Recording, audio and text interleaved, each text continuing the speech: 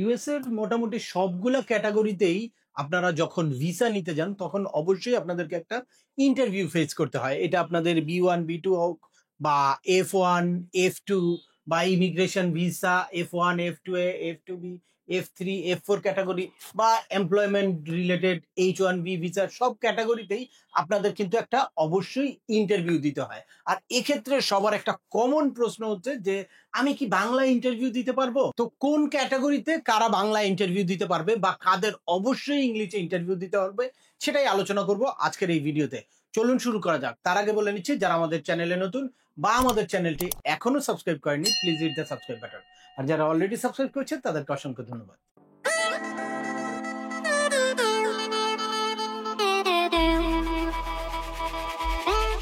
Welcome back. আপনাদের সাথে আছি আমি সেমানুল বাহার। আপনাদেরকে ভিডিওর শুরুতেই একটা এক্সাইটিং ইনফরমেশন দিব। আপনারা অনেকেই আমার সাথে সরাসরি দেখা করতে চান বা বিভিন্ন ব্যক্তিগত পরামর্শ করতে চান, বা আপনাদের DS-160টা কিভাবে ফিল আউট করলে বা কিভাবে আপনারা ইউএস এর ভিজিট ভিসার প্রস্তুতি নেবেন বা ইন্টারভিউর গাইডলাইনটা কিরকম হবে এই সংক্রান্ত একটা লাইভ সেশনের আয়োজন করেছে এবি কনসালটেন্সি আগামী 27শে সেপ্টেম্বর সকাল 11টায়, যেখানে আমি সরাসরি উপস্থিত থেকে আপনাদের B1 B2 ভিসার এলিজিবিলিটি বা যোগ্যতাটা যাচাই কিভাবে করবেন, কিভাবে প্রস্তুতি নেবেন, কিভাবে আপনাদের DS-160 ফিল আউট করবেন এবং কিরকম ইন্টারভিউর প্রিপারেশন নিলে সফলভাবে আপনারা B1 B2 ভিসা নিশ্চিত করতে পারবেন সেই সম্পর্কে একদম পূর্ণাঙ্গ গাইডলাইন পাবেন। আর লাইভ সেশনে অংশগ্রহণ করতে আজই আপনার রেজিস্ট্রেশনটা সম্পূর্ণ করুন।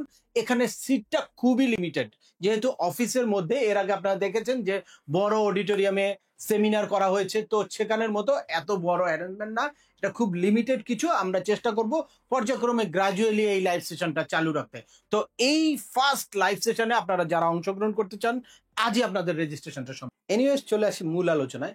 তো মূল আজকের যে ইস্যুটা সেটা হচ্ছে খুব কমন একটা ইস্যু। আপনারা যারাই USA B1 B2 visa F1 F2A F2B F3 বা F4 ক্যাটাগরি অর্থাৎ ইমিগ্রেন্ট রিলেটেড হোক, স্টুডেন্ট ভিসা হোক, FMJ বিভিন্ন ক্যাটাগরি হতে পারে, বা H1B এমপ্লয়মেন্ট রিলেটেড বিভিন্ন ভিসা হতে পারে, সবগুলো ভিসার জন্যই কিন্তু আপনাদের ইউএস ভিসার জন্য আপনাদেরকে অবশ্যই একটা ইন্টারভিউ ফেস করতে হয়। তো এই ইন্টারভিউতে ফার্স্ট যে জিনিসটা ক্লিক করে মানুষের মাথায় যে আমি কি বাংলায় ইন্টারভিউ দিতে পারবো বা বাংলায় ইন্টারভিউ দিলেও কি আমার ভিসা হতে পারে। তো এইটা আসলে ক্যাটাগরি টু ক্যাটাগরি ভ্যারি করে যে কোন ক্যাটাগরির কে বাংলায় দিতে পারবে বা কাকে অবশ্যই ইংলিশে দিতে হবে, কার প্রোফাইলটা কিরকম। লাইক আমি যদি ভিজিট ভিসার ক্ষেত্রে আসি, তো ভিজিট ভিসার ক্ষেত্রে আপনি একজন ট্যুরিস্ট, আপনি ইউএসএ ভিজিট করতে যাবেন, তো সেক্ষেত্রে আপনাকে ইংলিশে ইন্টারভিউ দেওয়াটা ম্যান্ডেটরি না।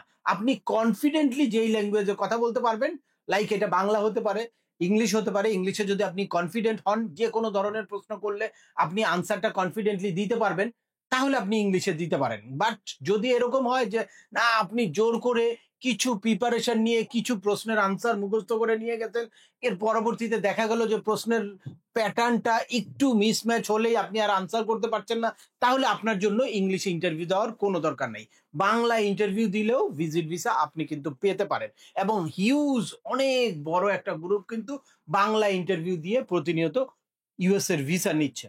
এখন আপনি হতে পারে কোনো একটা মেডিকেল ট্রিটমেন্টের জন্য যাবেন, সেক্ষেত্রেও আপনাকে ইংলিশে ইন্টারভিউ দেওয়ার কোনো বাধ্যবাধকতা নাই। আপনি বাংলায় আপনার কথাটা বলতে পারেন, জাস্ট আপনি ফাইন্যান্সিয়ালি সলভেন্ট কিনা বা আপনার DS-160 ইনফরমেশন গুলো প্রপার ঠিক আছে কিনা, আপনি ওখানে ট্রিটমেন্ট করে ব্যাক করে আসবেন কিনা, এইটা তুলে ধরা হচ্ছে আপনার দায়িত্ব বা এইটা প্রুফ করা। তো সেক্ষেত্রে আপনি যে খুব ওয়েল এডুকেটেড, আপনি একদম ইংলিশে ফ্লুয়েন্ট, এটা বোঝানোটা ম্যান্ডেটরি কোনো ইস্যু না। অ্যাট দ্য সেম টাইম আপনি ইমিগ্রেন্ট যে কোনো ক্যাটাগরিতে, এটা F1 F2A F2B F3 F4 category হতে পারে, যে কোনো ক্যাটাগরিতে IR1 CR1 IR5 যে কোনো ক্যাটাগরিতে আপনারা যখন ইমিগ্রেন্ট ভিসার জন্য ইন্টারভিউ দিবেন, সেক্ষেত্রেও ল্যাঙ্গুয়েজটা কোনো ইস্যু না। কারণ বাংলাদেশে যারা কনজুলার অফিসার আছে তারা প্রত্যেকেই বাংলা জেনে তারপর কিন্তু আপনার ভিসার ইন্টারভিউ নেয়। আর তারা যদি বাংলা নাও জানে তাহলে তারা আরেকজন ট্রান্সলেটর নিয়ে আপনার ল্যাঙ্গুয়েজ বুঝে তারপরে কিন্তু ডিসিশন নিবে, এটা তাদের দায়িত্ব। সো আপনাদের অরিড হওয়ার কোনো কারণ নাই। এই সকল ক্যাটাগরিতে আপনারা কিন্তু ইজিলি আপনাদের লোকাল ল্যাঙ্গুয়েজ বা বাংলায় ইন্টারভিউ দিয়েই আপনারা ভিসা নিতে পারেন। তবে যদি প্রোফাইলটা বা আপনি ইউএসএ ভিজিট ভিসার জন্য আবেদন করেছেন, B1 B2 ভিসার জন্য আবেদন করেছেন, কিন্তু আপনি একটা বিজনেস মিটিং এ যাচ্ছেন, আপনি একটা কনফারেন্সে যাচ্ছেন, আপনি একটা সেমিনারে যাচ্ছেন, আপনি খুব হাই প্রফেশনাল একটা পার্সন, তাহলে আপনাকে কিন্তু ওই জিনিসটা প্রুভ করার জন্য আপনাকে ফ্লুয়েন্টলি ইংলিশে কথা বলতে হবে এবং ইংলিশে ইন্টারভিউ দিয়ে আপনার তাকে স্যাটিসফাইড করে দেন আপনাকে ভিসা নিতে হবে। আর এছাড়া স্টুডেন্ট ভিসার ক্ষেত্রে অবশ্যই আপনাদেরকে ইংলিশে ইন্টারভিউটা দিতে হবে, কারণ সেখানে অবশ্যই আপনাকে প্রুভ করতে হবে আপনি ইংলিশ ল্যাঙ্গুয়েজের উপরে স্কিল বা ইংলিশে আপনি প্রপারলি কমিউনিকেট করতে পারেন, ইংলিশে আপনার ভালো একটা দক্ষতা আছে, সেটা প্রুভ করার জন্য আপনাকে অবশ্যই ইংলিশে ইন্টারভিউটা দিতে হবে। আপনি যদি স্টুডেন্ট ভিসায়, অর্থাৎ এটা F1 হতে পারে, জে হতে পারে, এম ক্যাটাগরি হতে পারে, যে কোনো ক্যাটাগরিতে আপনারা যদি স্টুডেন্ট ভিসায় ইউএসএ তে যেতে চান, আর সেই স্টুডেন্ট ভিসার ইন্টারভিউতে যখন আপনারা অ্যাটেন্ড করবেন, তখন কিছুতেই আপনারা বাংলা ব্যবহার করবেন না। এছাড়া সকল ক্যাটাগরিতে, অর্থাৎ ইমিগ্রেশন ভিসার সকল ক্যাটাগরিতে আপনি একেবারে ন্যাচারালি বাংলা কথা বলবেন, তাতে কোনো রকম কোনো সমস্যা নাই। ট্যুরিস্ট বা মেডিকেল ভিসার ক্ষেত্রেও বাংলা ইন্টারভিউ দেওয়ার ক্ষেত্রে কোনো বাধা নাই। তবে আপনার প্রোফাইলটা আপনি কিভাবে দাঁড় করাচ্ছেন বা আপনি DS-160 তে কিভাবে নিজেকে ফুটিয়ে উঠেছেন, সেটার উপর বেসিস করে কনসুলার অফিসার যদি ইংলিশে আপনার ইন্টারভিউ নিতে চায়, তাহলে আপনাকে ইন্টারভিউ দিতে হবে ইংলিশে, বাট ম্যান্ডেটরি কিছু না।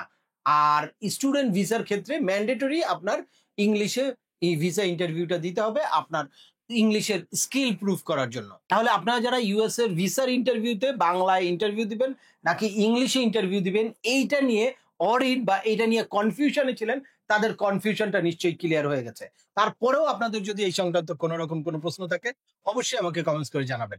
আর ভিডিওটি ভালো লাগলে বা তথ্যবহুল মনে হলে লাইক দিয়ে আপনার বন্ধুদের মাঝে শেয়ার করে দিবেন, যাদের এই ইনফরমেশন গুলো অত্যন্ত প্রয়োজন।